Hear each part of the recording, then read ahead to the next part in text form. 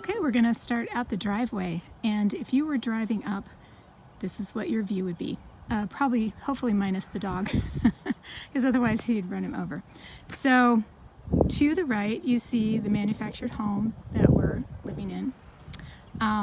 To the left is the farmhouse.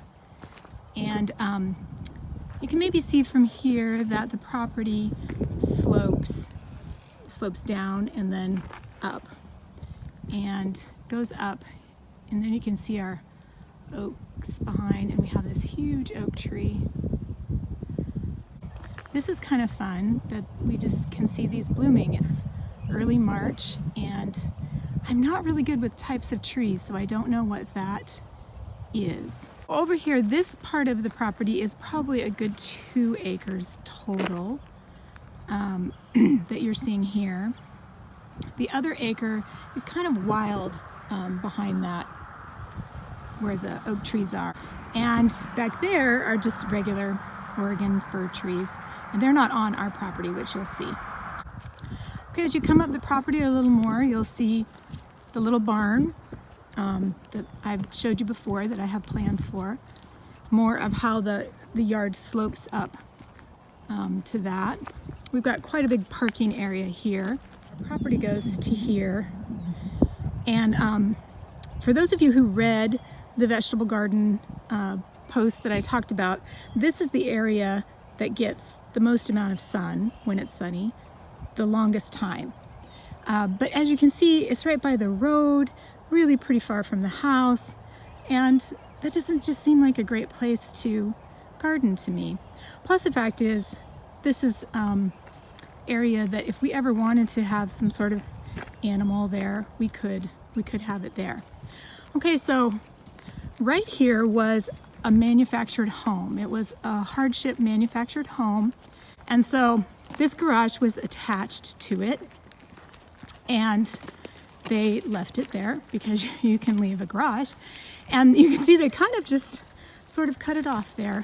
But what it left was this wonderful flat gravel spot, and you can see this is a rock wall that's kind of acting as a wall to hold up the hillside there.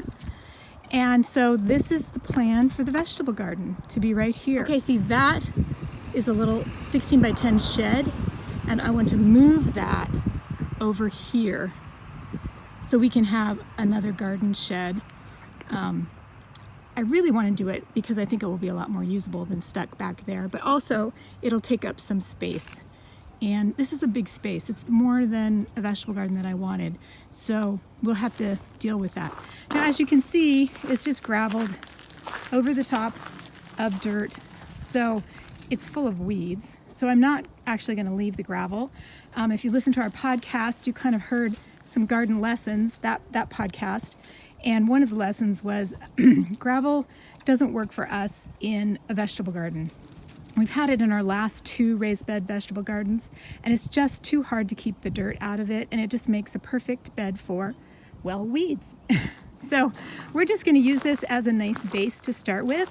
We're going to build our beds, and then in between the beds, we're going to lay cardboard and wood chips right on top of this. So we won't have to deal with the weeds, and the gravel will just be a nice base. Okay, we do have interesting things like, a sewer pipe from the old house. We have this wonderful, have you noticed this palm tree? And an old, kind of, I think it's a fountain and a pond that's really nasty and overgrown. Although it does have a few goldfish in it that we saw. We're not keeping the pond, it's too much upkeep.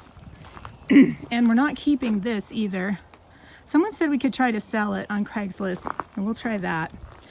And this to me seems like a much nicer place to garden. We're gonna have some vegetable beds here, and you can just look up and enjoy the view of the seasonal pond and the mountains, and if any of the llamas are there. Isn't that a much nicer place than right by the road?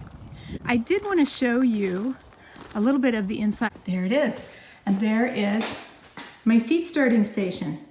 And so they have these really nice benches and cupboards in here, and so I've got my planting supplies, and I already have some seeds started, and when they sprout and need the light, we'll put them under the light there. So I'm really excited about being able to start them in a garage. It's not heated, but it is finished and insulated. So I'm hoping that it'll help hardening off a little bit better.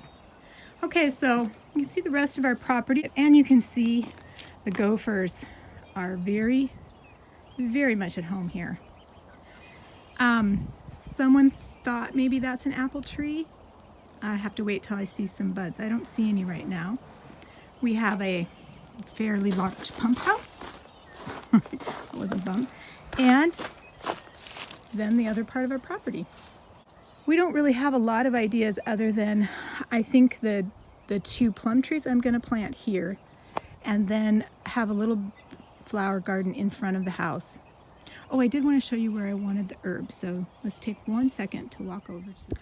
Okay, this area that's between the front walkway over there and this back door walkway makes this great little, I don't know, rectangle shape.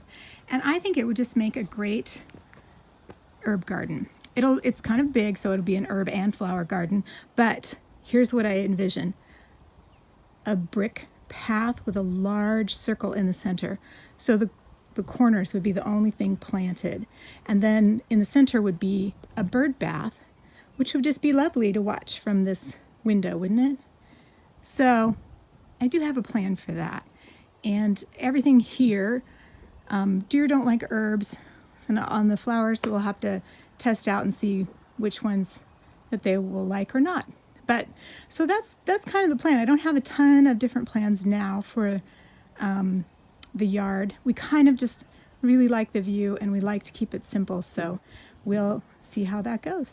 So that's it for the last in our series of 3 before tours of our farmhouse fixer, to kind of show you more of the property and give you an idea of what we have to work with. From now on, we'll just be showing you some actual to-dos, how we're doing. First step is going to be building some beds for some vegetables, because now's the time to get it done. So stay tuned for that.